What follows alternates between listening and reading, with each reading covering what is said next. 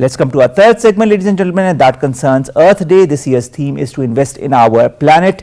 And of course, Earth Day is very important not only in Pakistan but across the globe. But for Pakistan, it's even more important because Pakistan is one of the countries that is most affected by the issues of climate change, one of the most vulnerable countries. That is to talk about today's significance and climate change, as well as other issues that plague the world as far as climate is concerned.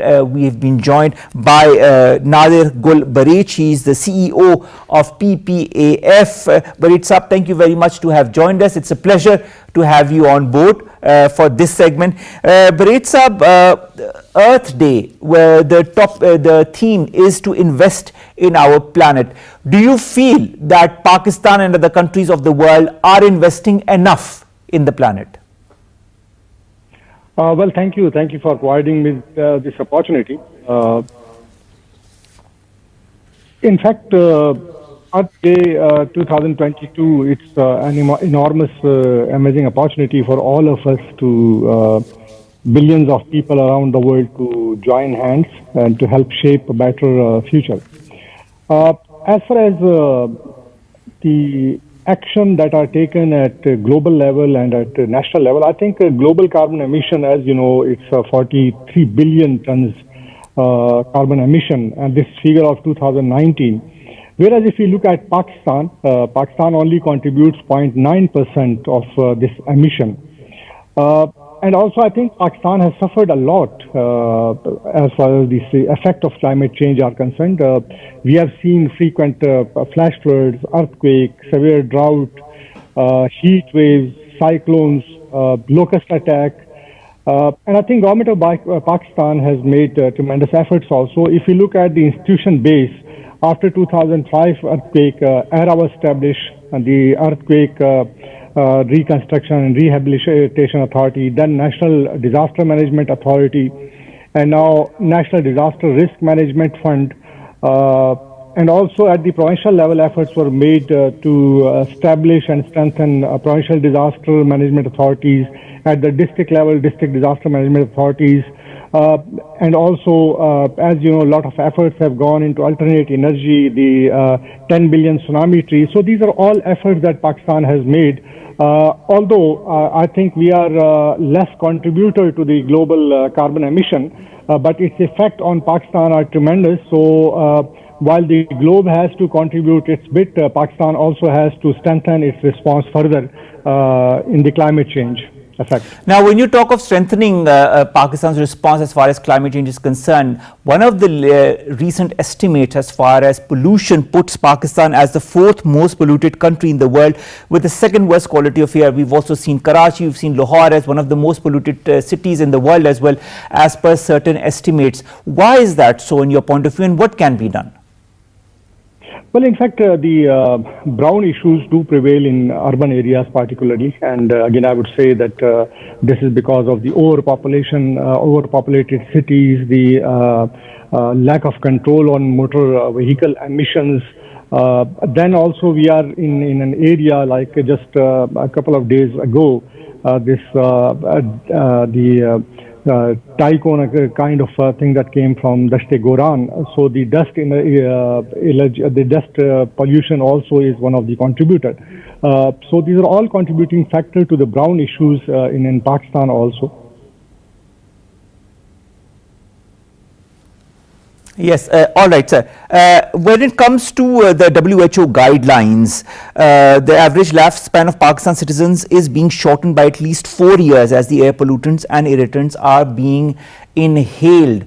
Now, when you look at the air pollution, and we've just talked about it, apart from the fact that it happens in the big cities such as Lahore and Karachi, do you feel this could further exacerbate in the days and months and the years to come? And if so, should the industrial sector be modernized in such a way so as to have less pollution in these big areas, so as to also help the general public in the world, as this WHO estimate points out?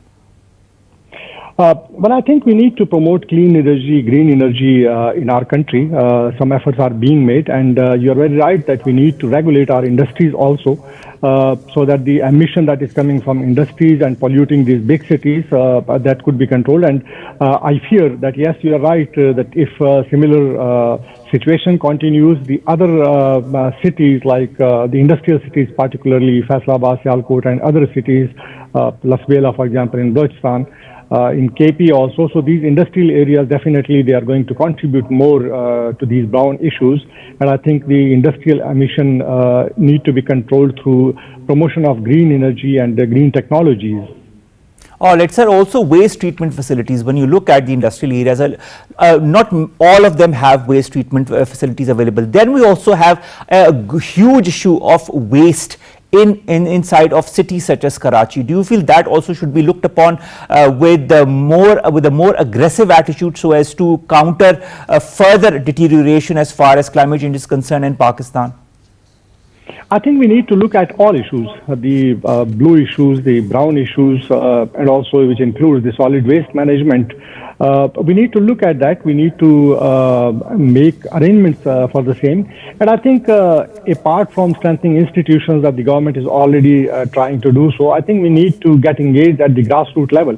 And as you know, that Pakistan Poverty Alleviation Fund, we are trying to work at the community level, community development. We have got more than 140,000 community institutions that have been formed in 147 districts of Pakistan.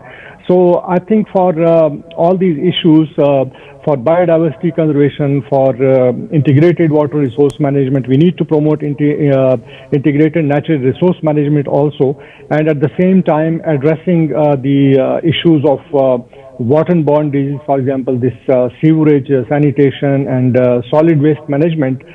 These are all very important areas, and most of the areas are badly affected by that. There are 22 diseases, as you know, which are because of the waterborne diseases. So at one time, we need to strengthen our health response to address the effect of climate change on our population. At the same time, we need to undertake certain preventive measures, also engaging communities at large, and more coordinated efforts of government of Pakistan, provincial governments, the district governments, civil society institutions, and community at large. So I think we need to join hands, and particularly on this day, Earth Day. So we celebrate we also call it Mother Earth Day. So I think it's responsibility of every individual and of course the state itself. So when you talk of coordinated approach, you have talked about your organization, the PPAF also, that has worked relentlessly as far as avoiding all the issues that concern climate change are concerned, and working towards alleviation of those issues is concerned. When you talk of coordinated efforts, how much of a response have you seen by the other sectors apart from your own? But I think a lot of efforts are being put, but still there is a need. Particularly, after the 18th Amendment, a lot of responsibility has gone to provinces, and I think provinces need to act proactively, and also we need to invest in provincial institutions for this response. And the coordination, I think we did make an attempt, for example, in some provinces to have a kind of environment club where most of the government entities, the civil society institutions, UN institutions, they could come together. So I think we need to have a kind of mechanism right from top. I think there has to be some sustainable development forum chaired by Honorable Prime Minister, and then at the provincial level, the Chief Minister should be chairing all those to give priority to these issues, and then taking along all government, non-government organization, and the private sector at large, because the private sector also is a contributor to this carbon emission. So I think we need to take them along, and a formal institutional mechanism need to be set up to strengthen coordination at all levels. All right, Barech Saab, you also talked in the very beginning that Pakistan, although being one of the most vulnerable countries across the world as far as climate change is concerned, is not the primary reason for which it is the most vulnerable. In fact, it is the effect of other countries that are not following the rules and regulations as they should, that Pakistan has become one of the countries that has become most vulnerable to it, although it has its challenges itself. But on the global level, if we come out of Pakistan and look at the globe as such, whether it be COP26, the Paris Agreement, and so many other agreements that have been formed as far as climate change is concerned, do you feel that the important countries, the West, are really adhering to the laws and regulations pertaining to climate change as they should? Well, I think first we need to understand that Pakistan, it's as I mentioned earlier on, that we are only contributing 0.9% in the global emission. And whereas if you look at the vulnerable states that are affected by the climate change, so our rank comes 8th at the top. So which means we are one of the top 10 countries who are badly affected by the climate change. And to that respect, I think the global community, particularly the developed world that is contributing more to this population emission, I think their response needs to be further strengthened. This is not sufficient, and I think the Kyoto Protocol that was long ago overdue, but due to some resistance from some developed nations, it could not get through. And now recently the Paris Declaration, I think that's a kind of hope for that the world will contribute more significantly, particularly those who are contributing to this emission, who are contributing to this climate change, who are contributing to the damage of ozone layer. So I think they have more responsibility. And also, countries like Pakistan, we are developing countries, and climate change affects directly on our livelihood also. So our economies, as you know, that Pakistan, if you look at Pakistan, major portion of our GDP goes in debt servicing. So we have got very limited resources to contribute our bit, whereas the developed nations, the developed countries, the West particularly, who are contributing more to this emission, their response, I think, is still negligible, I would say. So that response needs to be strengthened. Final question, Mr. Barech, I'd like a very short answer to it. You have worked extensively on the Balochistan water strategy. You have done a lot of work on climate action in Pakistan. If I were to ask you whether there is light at the end of the tunnel for Pakistan and for the world as far as climate change is concerned, what would your answer be? I think we are on the right direction. Pakistan has already set its goal for, converting our energy 60% to renewable energy and 30% electric cars in the future. The 10 billion tsunami trees initiative that is being undertaken, the efforts to mitigate effects of disaster, I think lot is being done in that respect. So I think we have got a clear direction, and we just need to accelerate its implementation, invest more resources into it. The Climate Change Ministry, I think it's now getting strengthened. So I think that we can accelerate our response.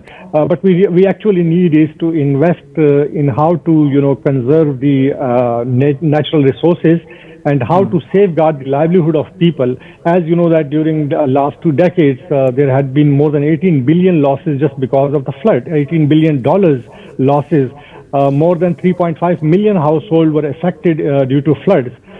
So we are being affected due to not our... Of course, we are being affected. We are making the right changes, Mr. Barech. And as I've understood what you're trying to say is that we need to be more proactive. But of course, you are very optimistic as far as the future of Pakistan and the world is concerned, as far as climate change and the alleviation of the effects of climate change are concerned. Thank you very much, Mr. Nadir Barech, CEO of PPAF, to have joined us and to have talked to us about climate change on this very day, that is Earth Day, and the theme being to invest